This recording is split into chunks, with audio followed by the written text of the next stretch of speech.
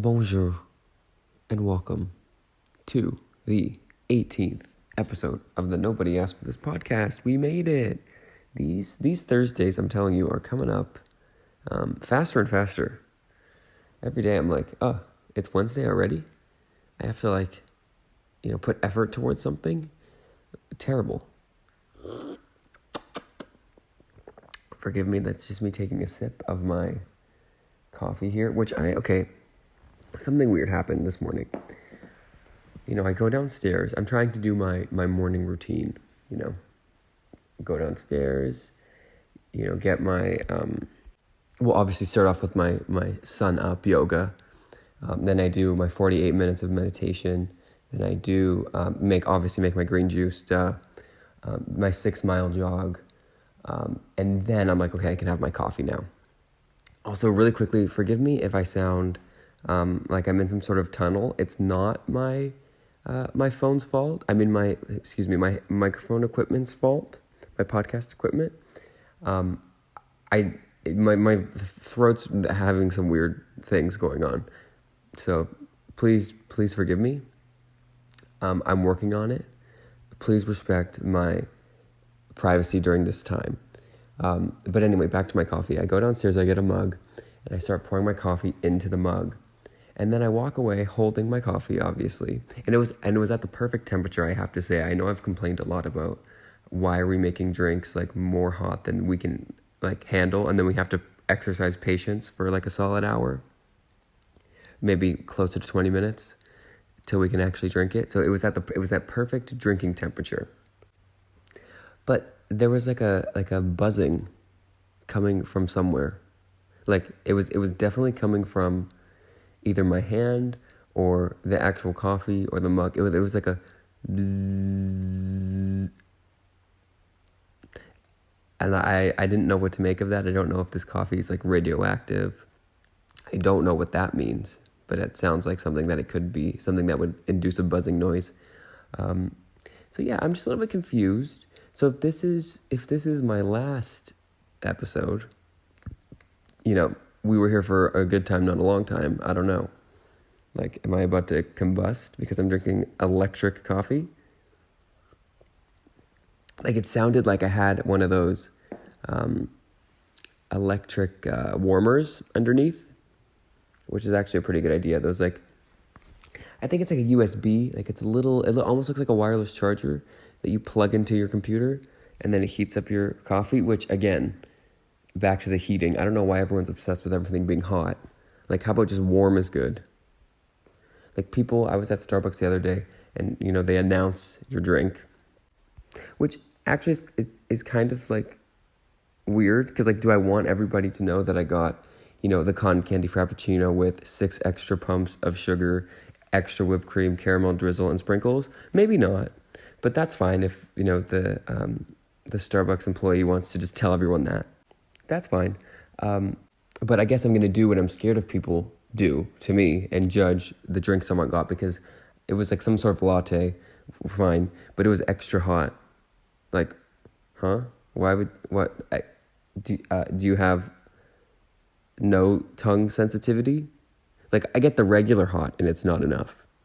Sometimes my iced coffee's too hot. I don't know how you're ordering something extra hot unless you're not going to be able to drink it for 2 hours. I should have asked. But actually back to Starbucks. I know we've talked about conspiracy theories before. There's a Starbucks conspiracy theory, okay? Get ready. This is a lot for 8:31 in the morning, but pull it together. We can do this. It's that do you know how basically any time you give your name at Starbucks, this doesn't happen anymore as much, I think, because it's a lot of mobile order and your name is just on there, but they would spell it wrong. And listen, I will talk about my name in particular. It's it's not a short name, so there are different versions. I could see how someone would spell it, but there was a time where I swear to you, I was getting I think I got Francesco once. I got Chestco, Chestco, Chestco. Chihiko, I believe, once. But I was saying Francesco, they said, you know what, we're going to get rid of that first syllable. and we're going to spell the last two so bizarrely. And no offense to those names. I'm not saying that they're bad or weird. It was just like, that's not what I said. You know? But anyway, the conspiracy is that they do that on purpose so that you're like taking a picture of your cup. This is just sort of when Instagram was happening, and you're going to post it and say, look how terrible they spelled my name. But what have you done? You've put Starbucks, basically an ad on your Instagram, or you've texted your friend a Starbucks ad. Very sneaky. The good people over at the marketing team honestly put their noggins together and kind of killed that one because it's pretty good. Okay, moving on. I last week was technically our Thanksgiving episode, right? And Thanksgiving has happened. We gave thanks. We took thanks. It was thanks-taking as well. You have to give and receive the thanks. I hope everyone who celebrated has had a good one. I hope anyone whose Thanksgiving is in November, just get ready for that. We're gonna be pacing. I'm gonna give you the long-awaited pie update. I did make the sweet potato pie, and it was pretty good. It wasn't like, I'm gonna be honest, it wasn't good as the Walmart brand one that I bought in the States like a couple months ago. But how could you ever be that good? I actually think like you can't get better desserts than at like the discount section of a Walmart in the bakery. Like where they have those stickers that's basically like this expired or is literally about to expire in 3 minutes. It takes 70% off.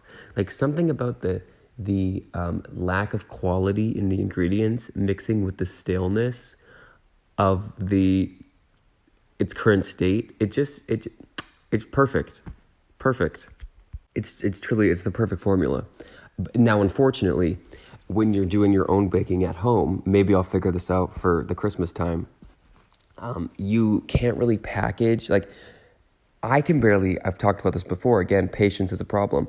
I can barely wait the, 30 minutes to an hour that it takes for something to properly set, in quotations, and cool down before I eat the whole thing, in quotations. I've been doing air quotes, and I realize this is an audio format, so no one can see that, but that's okay. I like to think I'm able to transcend mediums through my voice, but we'll see. We'll see about that. We'll check my bank account in a few years, see how it's going. But my point is it's impossible to, at the last step of a recipe, put it in a container, label it overpriced, let it sit on the shelf for 4 weeks, put one of those discount stickers, and then eat it. Like the process to get it to the same level of quality as like the Walmart discount section would take way too long. Like you might as well make salsa at that point. Like if you're canning and jarring and making, what's the fancy word for jam? Preserves. Like wine, you could make all of that in the time that you could perfect that Walmart bakery process. So, maybe just, I guess we're going to stick to buying it. But yeah, I participated in the eating portion of the event. Also, side note, if anybody is looking for sweet potato pie filling, I might have like one pie's worth left. Also, if you're looking for a frozen one, I might have one of those available to submit to you. I was terrible because I tried to do, how people that cook are like, oh, you just like put a little bit of this and put a little bit of that and then you taste it. I went with that method, but the problem was I didn't really know like how much batter would be necessary to fill the amount of pies that I was trying to make. And the amount of pies I was trying to make was 1, and the batter was looking more like 3. And let me just tell you, sweet potatoes, not cheap, kind of. I'd assume an inflation got to them as well. But, yeah, pretty good. I'm sure everyone was just like pacing their houses, being like, is this sweet potato going to turn out? Is it going to be good? Is it going to be good? And it was pretty good. Like 7.2 out of 10, or maybe out of 11, 7-Eleven. Speaking of 7-Eleven, I do want to do, maybe this can be in the next couple weeks. I know I should start a list of all the stuff I said I was going to do and then maybe didn't necessarily get to, but the night is still young. I want to do, I want to test the food at 7-Eleven. Because, when you go in there, they obviously have, the hot dog rollers, and I think I trust that. A hot dog in and of itself is kind of a little bit gross. What is it? It's, the ends of stuff. I actually heard an argument that, a hot dog is vegan, or kind of vegan at least, because it's not because they use the tongue and the tail, and this is not factual, but I think they use the end bits, because they're not technically killing an animal to make hot dogs. By eating a hot dog, you're not increasing the demand for animals to be slaughtered necessarily. So it's not vegan, but it's ethically as close to still being vegan while eating technical meat that you could get. I don't know. It was an interesting argument. And I'm sure it's true for no other hot dogs, if not the 7-Eleven hot dogs, because I can't imagine they use grade A beef. The Costco hot dogs, the all beef ones, probably if you're vegan, I would steer clear of those, even though they are $1.50 with a drink. That's a bag of chips costs more. That's insane. And inflation has not reached them yet. Thank the Lord. But yeah, the hot dogs at 7-Eleven, I feel I trust, those rollers, probably the most food safe thing they have, but they fully have chicken sandwiches and hot chicken, a fried chicken sandwich, a burger, and the taquitos, and nachos. I bet the nachos are fine. But I would like to do a taste test. Also, some updates while we're in the 7-Eleven realm. They got rid of the double gulp. I can do a quick recap of the sizes. Gulp, probably similar to a grande cup. I don't know ounces or anything. So we're gonna have to do a visual here. Then they have Big Gulp, which is probably your venti. Then we're going Super Big Gulp, which is probably double the size of the Big Gulp. They don't increase in similar increments. It's small-ish, not small at all, medium, huge. So that's a Super Big Gulp, is huge. I would say probably we're getting to 40 ounces. And then they had the Double Big Gulp, which I'm pretty sure was over a liter. It was you could basically fit a 2-liter Coke into the Double Gulp. Now they've gotten rid of that one. I don't know if that's just a Canadian decision or if that was a 7-Eleven corporate, we're not going to condone this behavior anymore. I'm not sure. But it is gone. The Double Gulp is gone. And it was the only cup that was a thicker plastic. I got it only one time. And it was actually heavy. It felt like a workout to carry. Getting it from, holding it just regularly, to my lips was a workout. I needed both hands. So really, I think they shouldn't have gotten rid of that one because it was promoting exercise. Especially if you walked to the 7-Eleven to get it, you'd be carrying home 2 to 3 pounds, which is a weight. They sell weights for 2 to 3 pounds. Obviously, as the ice melted, it would get. Ooh, is ice heavier than water? If your ice melts, does your drink get heavier? Interesting, because I would probably. We'll get a scientist on it one of these days and just go through all my questions that I have. But regardless, it's a workout. So what is that noise? Oh, it's a plane. Don't worry, that's not the buzzing of my coffee. That was very much an outside noise. But yeah, I don't know why 7-Eleven made that decision. I feel they should have gotten rid of ones that weren't promoting exercise. Thank you very much. Okay, moving on.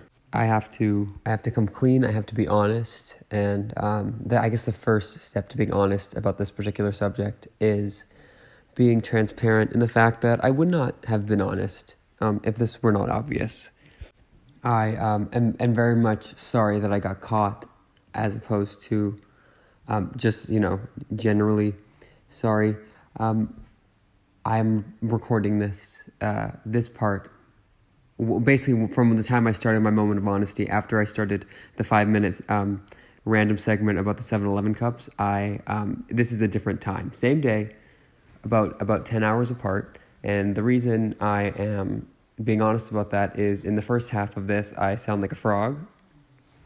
And I sound probably a little bit less of a frog now that, the ye old voice has, warmed up a little bit. It's had a full day of talking. I still sound a bit froggy, so I don't really know what that's about. If anyone here is like an ear, nose, throat doctor, I'm actually starting to think that maybe instead of making this like an entertainment podcast, I can rebrand it as like a medical, as if I'm entertaining, trust me, but or whatever this is, a leisure podcast. I think that's what we figured out it was.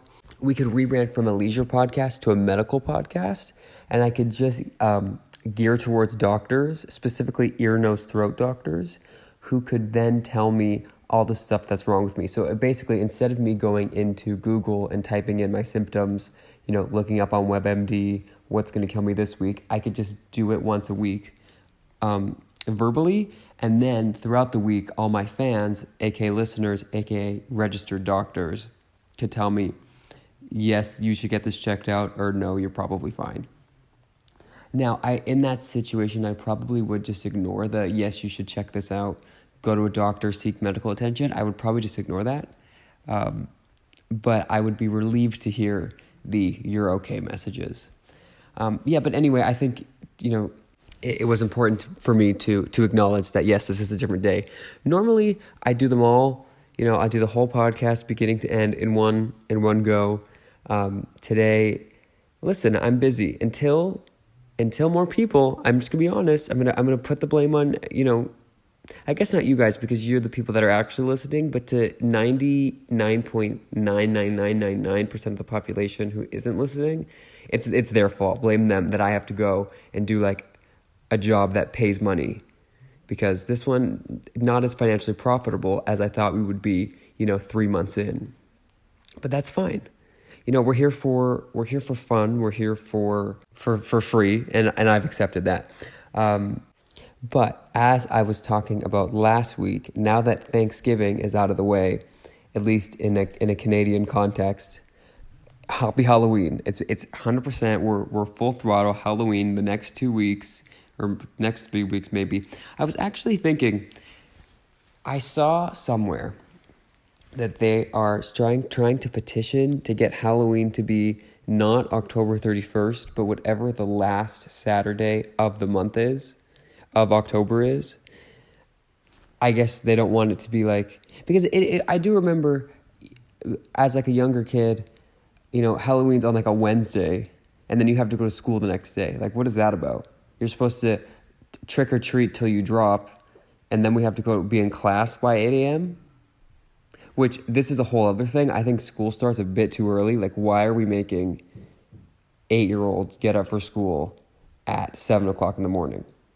Now, I'm sure in response to that, someone could give me very logical explanations. It just sounds wrong, though.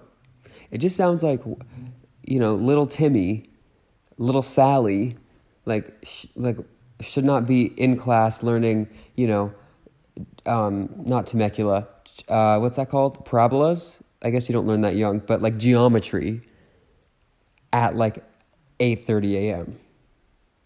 Again, I understand that there are reasons why this is set up. I can't be the first one to, maybe let these kids sleep until 9, but it's just interesting. But yeah, Halloween they're trying to cancel it for the 31st and just make it the last Saturday.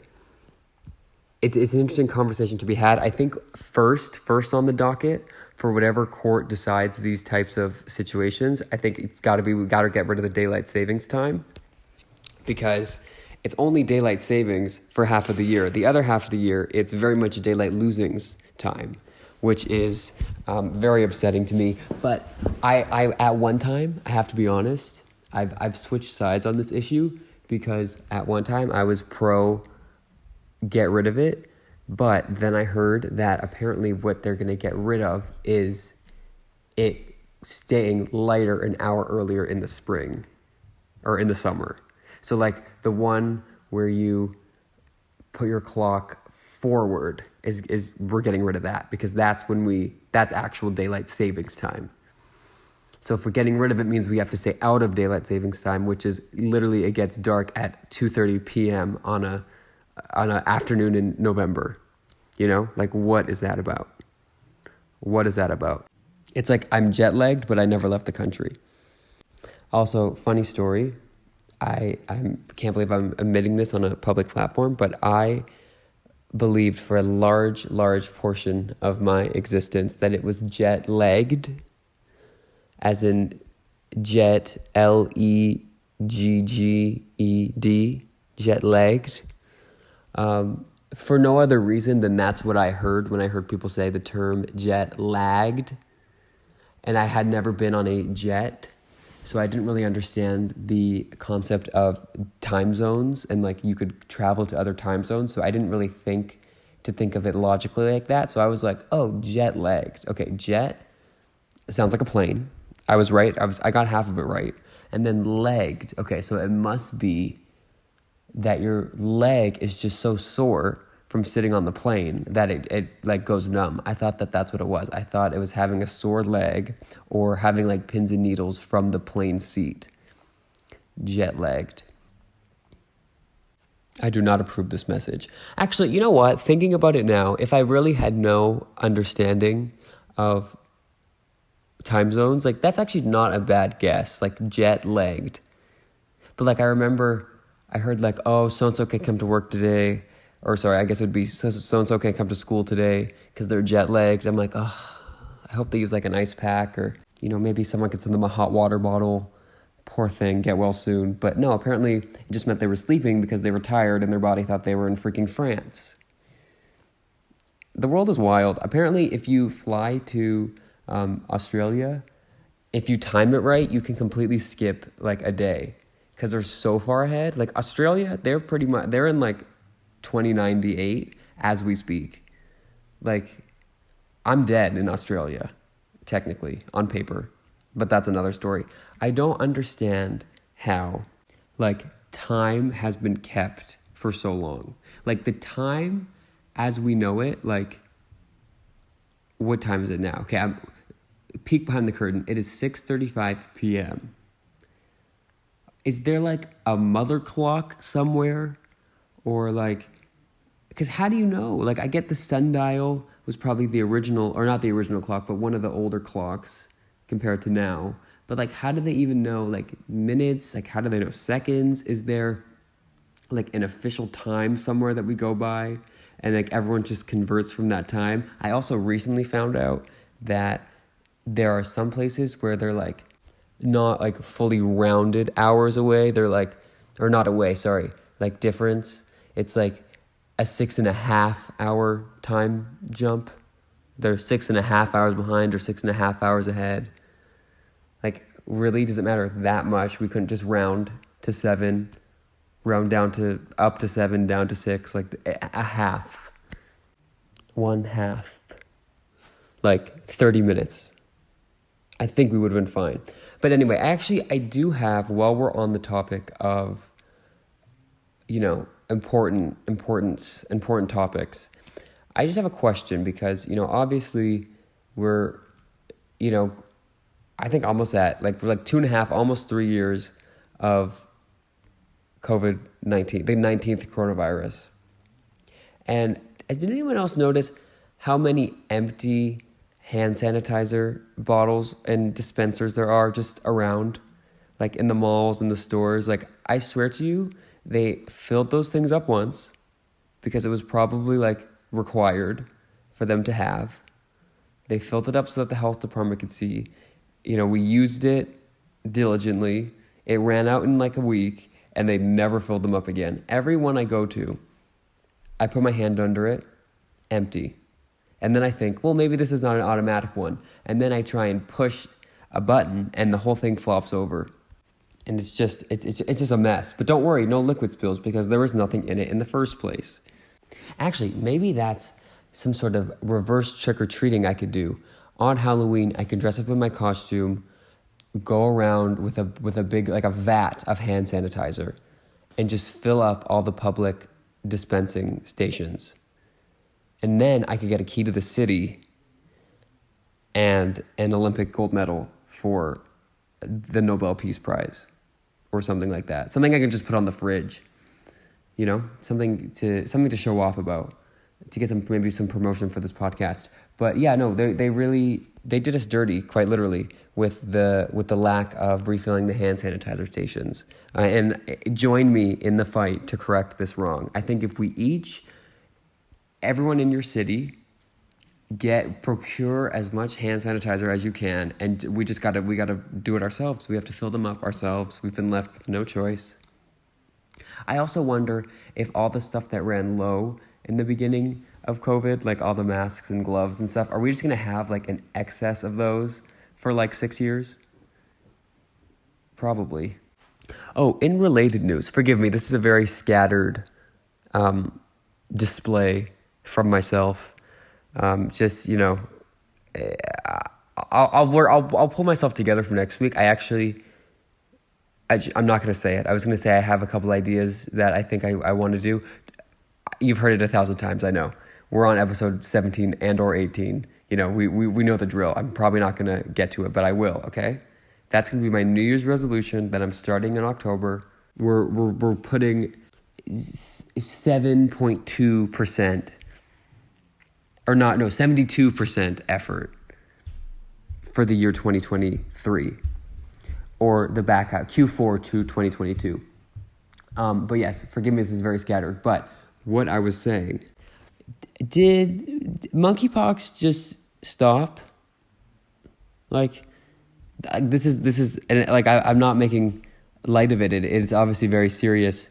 But just talking about the hand sanitizer made me think of it. Like, did it just stop? Because like we heard about it a lot, and it was like gaining traction. And for a second there, I was like, shoot, like here we go again. It's gonna be, a full lockdown. I was getting ready to watch all the shows that I didn't get to watch during the first lockdown. Carol Baskin killed her husband, whacked him. I was ready. And then I kind of forgot about it, and I think I forgot about it because it kind of was stopped being, a big topic of conversation. But then I was thinking the other day, like, oh, what happened to the monkeypox? So I don't know. I keep an eye out. I'm going to stay vigilant. I'm not writing it off yet because you never know when it could come back. But like, am I wrong in thinking like for a second there, it was seeming like we were headed, like the headlines I was reading about it were very early days of COVID headlines, when even though I freak out about everything, I was like, oh, we'll be fine. This happened with Ebola, swine flu. We know the drill. And then the drill got flipped upside down. So I was thinking to be more vigilant with the monkeypox. But I don't know. It's just a little bit, it's like right before, in the horror movie, right before like the villain comes like running out of the basement, like there's that quiet, and it's like, is there peace? ? And then there's not. So I'm just scared that we're at that point. But yeah, stay tuned next week for your health updates. Actually, while we're in current events, I believe I talked about a few episodes before how Olive Garden announced an announcement. And again, we don't really talk about like too much current events, but I think we could categorize this in historical along with the royal family, who surprisingly I have not talked about this episode until now. But Olive Garden has brought back their never-ending pasta bowl. For those of you who don't know, the never-ending pasta bowl is very similar to the Montana's all-you-can-eat ribs, but you go to Olive Garden, it's dine-in only, because they can't come to your house and keep continually giving you bowls of pasta. That pasta bowl does end, unfortunately. But you go, and there's like 4 different types of noodles. I believe there's a spaghetti, there's like a ravioli, maybe a rigatoni, linguine. Then there's a couple different types of sauces. I believe it's actually just 3. It is the red sauce, their white sauce. Don't touch the red sauce if you know what's good for you. Again, I love Olive Garden, but I can point out their flaws. That's what you can do with someone you really love and trust. Their red sauce, maybe it is good. I haven't tried it. I get scared of meat sauces and global chains, but red sauce, fettuccine, and I believe a mix, a rosé. I have had that one, and that's not too bad. But I think it's all the butter in the white sauce that really compensates for the lack of real tomatoes in their red sauce. So you get to pick your noodles, you pick your sauce, and then I think you can get some add-ons. You can get some shrimp or some chicken. Obviously, it's an upcharge, but it definitely is worth it. And yeah, you each round as much as you want. Not as much as you want in terms of quantity, but as many times as you want. You can pick your different noodles, your different sauce, your different toppings. It's back. And, I think it knew when we needed it. It sensed, Mr. Garden was like, we got to give the people what they want. And what we want is the never-ending pasta bowl. So, hey, the weekend's coming up. If you're, you have no plans, if you, live near a local Olive Garden, I say go for it. And you know what? Don't leave that place until you have tried every different combination of pastas possible, because that's called getting your money's worth. And also, don't forget to get the dipping sauce for the breadsticks that looks like I think they have a couple different options as well, but get the white sauce one. And if it doesn't look like it had just come out of the microwave when they bring it to you, consider asking for a new one, because that's how you know it is piping hot fresh. Compliments to the microwave. It has to have that film. Do you know how when you put something in a microwave and you take it out and it's been in there for 2 or 3 minutes, it has that film, almost like a plasticky, melty, gooey, buttery, almost sort of a sheen to it. That's how you know it's good. That's how you know. That's a trick and a treat for this holiday season. So I think that's a good a place to leave it as any. Thank you once again for joining me.